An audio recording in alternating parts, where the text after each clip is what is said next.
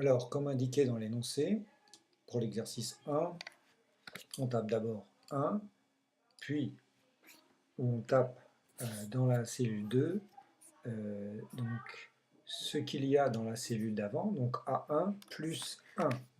Ce qui fait que lorsque l'on a la case de dessous, on a 1 de plus que la case du dessus.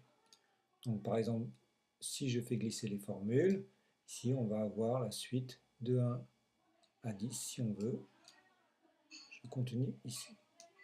Ici, ensuite, on veut la somme de toutes ces cellules-là, on se place dessous. Alors, on peut soit dire que c'est cette cellule plus celle-ci, plus celle-là, plus celle-ci, plus celle-là, etc. Jusqu'à la dernière case. C'est un peu fastidieux puisqu'il y a les 10 cases à saisir, il faudrait faire plus A5, A6, A7, etc.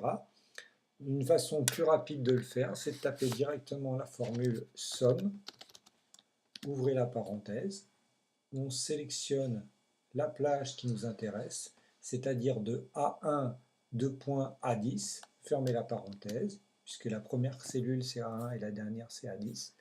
Et quand on valide, on a la somme des 10 premières cases, qui sont numérotées de 1 à 10, 55. Ça, c'est pour la somme des 10 premiers entiers. Pour les 100 premiers entiers, on recommence, on fait la même chose. On fait 1, ensuite égal,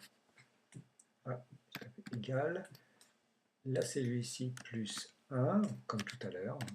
Je descends jusqu'à la ligne 100, puisque de 1 à 100, ça fait 100 lignes. Ensuite, ici, il suffit que je retape la formule somme de cette cellule-là jusqu'à la cellule d'en haut. Je n'ai même pas besoin de taper, là, je suis en train de remonter jusqu'en haut. Voilà. Fermez la parenthèse.